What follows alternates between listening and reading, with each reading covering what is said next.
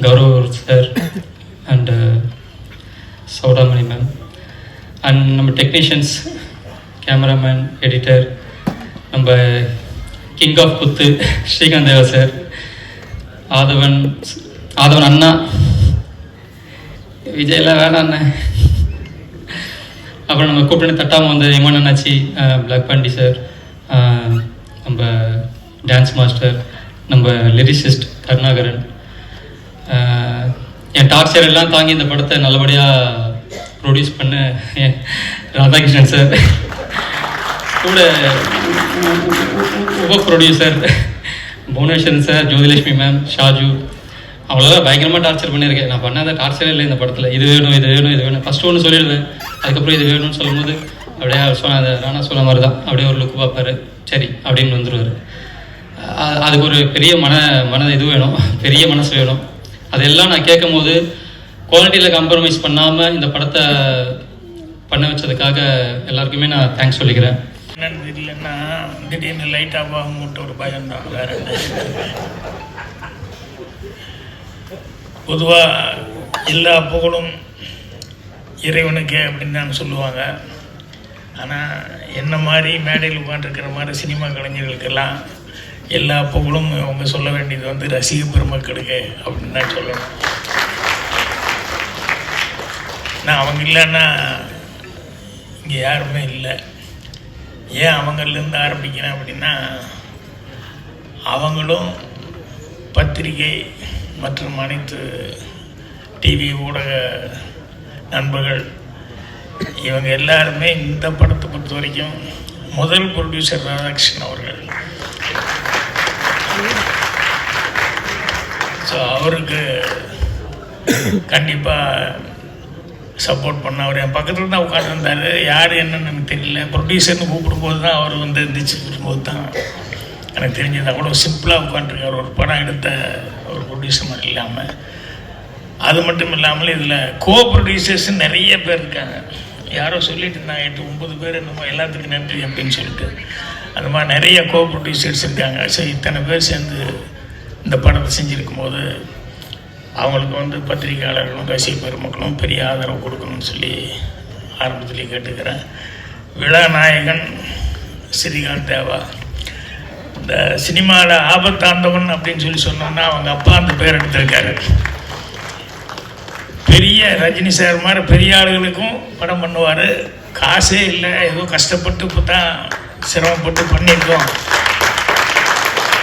அப்படின்னு சொன்னால் அவங்களுக்கும் தேவா சார் வந்து எதுவுமே பேசிக்காமல் கொடுக்கறது கொடுங்க, முடிஞ்சதை பண்ணுங்க, இல்லைனாலும் பரவாயில்லன்னு பண்ணுவார்.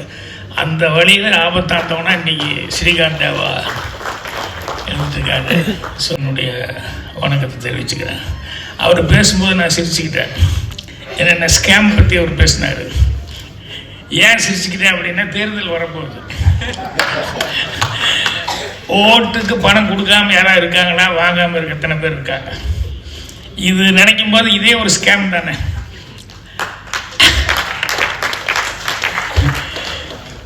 என்னன்னா அதுக்குள்ளே வந்து இப்போ எல்லாருமே வந்து இன்வால்வ் ஆகிட்டோம். அதுலேருந்து யாரும் ஒன்வே மாதிரி உள்ளே வந்து பூந்ததுக்கப்புறம் அதுலேருந்து யாருமே வெளியே போக முடியாத அளவுக்கு இன்றைக்கி மாட்டிக்கிட்டு இருக்காங்க. சரி, அதை பற்றி பேசணும்னா தேர்தல் நேரத்தில் அதை பற்றி பேசணும்ப்பா இதாக போகும். அதனால் அதை நான் விட்டுருவேன். இந்த ஸ்கேம் அப்படின்னு சொல்லி எல்லாம் பேசிட்டாங்களே, அதுக்கு என்னென்னா சாதாரண ஆளை விட அதை பண்ணுறவனுக்கு வரைக்கும் மூளை நிறைய வேணும். சாதாரண ஆளுக்கு அதனால் பண்ண முடியறதில்லை. இந்த சுமைக்கா முதல்ல ஆரம்பத்தில் பேசும்போது நல்ல ஒரு வாசகம் சொன்னாப்புல. என்னென்னா, ஏமாறுறவங்க இருக்கிறதுனால ஏமாத்துறாங்களா இல்லை ஏமாத்துறவங்க இருக்கிறதுனால ஏமாறுறாங்களா அப்படின்னு சொல்லிட்டு ஆரம்பித்தாப்புல. அதுதான் உண்மை.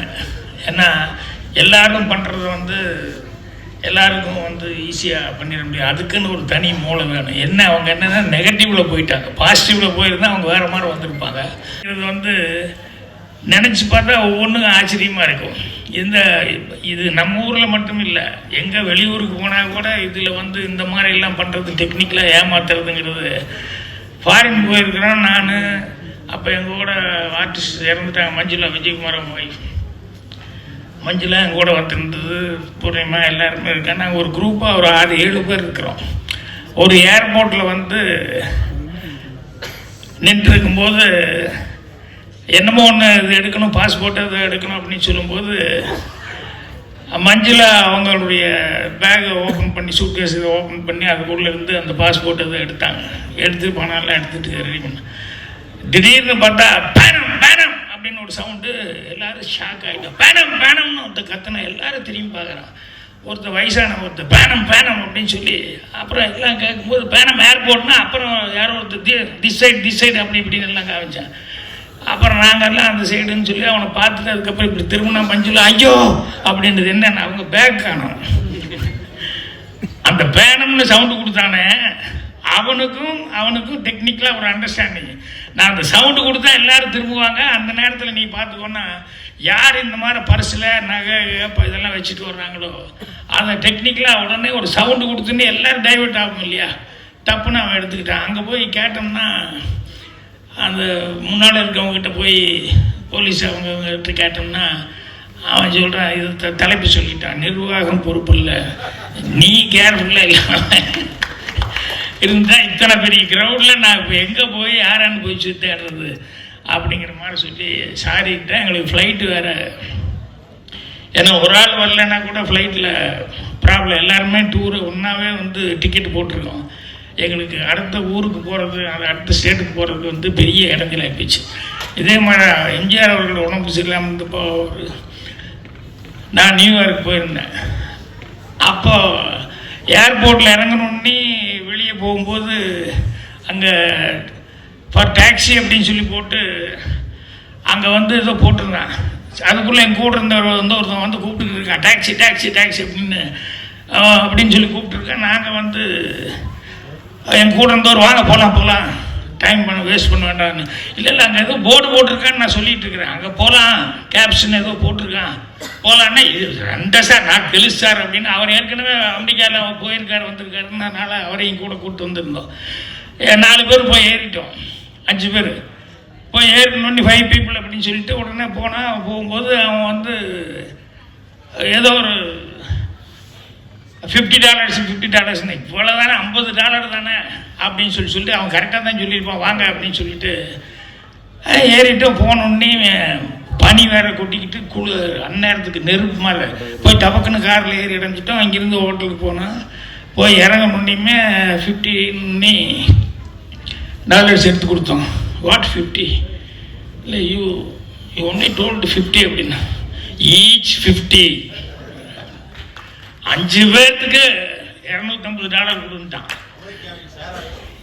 என்னடா அமெரிக்காவில் இப்படி பண்ணுறாங்க. நம்ம ஊரில் நான் கேள்விப்பட்டிருக்கேன், ஐஸு பீச்சில் போய் வாங்குவோம் இல்லையா, எவ்வளோப்பா அப்படின்னா 50 பைசா, ஒன்று 50 பைசா அப்படிமா. சரி 50 பைசா தான் நான் வாங்கி வாயில் வச்சதுக்கப்புறம் காசு கொடுக்க போனேன். ஒன்று 50 பைசானா ₹1 50 பைசா அப்படிமா. என்னையா இப்படி சொல்கிறேன் அப்படின்னா, இல்லை ₹1 50. இங்கே பாரியா ஏமாத்துறான்னா உடனே லபலபலன்னு ஒரு 5-6 பேர் பக்கத்து கடையிலேருந்து வந்துடுவானுங்க. என்ன பண்ணுறான்னு இதை பார்த்துன்னே பயந்து வேண்டாம்ப்பா காசு கொடுத்துட்றோம் அப்படின்ட்டு. இந்த மாதிரி இது இங்கே மட்டும் இல்லை, அமெரிக்காவில் கூட இந்த மாதிரிலாம் நடக்குது. அப்படிங்கும்போது ஒரு கட்டு அப்படின்னாங்க. நான் என்னடா கட்டு இதில் ஒரு கட்டுன்னு சொல்கிறாரு அப்படின்னு சொல்லிட்டு இல்லை ஒரு பாட்டில் சுலோச்சனா நீங்களும் ஒரு பாட்டில் பக்கத்தில் ஓடி நீங்கள் நிற்கும்போது அப்படி குதிங்கால விட்டு டக்குன்னு தூக்குற மாதிரி ஒரு ஷாட்டு வருது, அதை கட் பண்ணணும். ஏங்க குதிங்கால் தூக்குறதுல என்ன இருக்கு? இல்லை அது கிஸ் பண்ணுற மாதிரி மீனிங் கொடுக்குது அப்படின்னு. கிஸ் பண்ணுறதை காட்ட முடியாது, அதுக்கு தான் அந்த மீனிங் கொடுக்குறதுக்காக அதை வச்சுருக்கிறேன். இது ஏன் ஷாட் இல்லையா, அது துண்டு தொட்டு சினிமாவில் ரொம்ப நாளாக கொடுத்துட்ருக்காங்க. அதனால் காலை தூக்குறது அந்த டிங்குன்னு அந்த ரதத்துக்கு தகுந்த மாதிரி அப்படி காலை தூக்குற மாதிரி காமிச்சிருக்கேன். இல்லை அது நீங்கள் தூக்கணும் கிஸ் பண்ணுற மாதிரி மறுபடியும் அதையே சொல்லிட்டீங்க. எனக்கு வேறு ஒன்றுமே இல்லையா கட் பண்ணுறதுக்கு அப்படின்னா, அவர் கட் பண்ணுறதுக்கு ஒன்றுமே இல்லைங்கிறதுக்காக எவ்வளோ இதாக இப்படி ஆர்கியூ பண்ணார் அப்படின்னு சொல்லி நினைக்கும் போது எனக்கு ரொம்ப ஆச்சரியமாக இருந்தது.